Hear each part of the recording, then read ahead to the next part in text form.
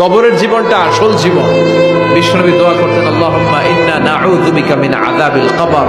আল্লাহ, আমি আপনার কাছে কবরের আযাব থেকে পানাহ চাই, কবরের আযাব থেকে বাঁচতে চাই।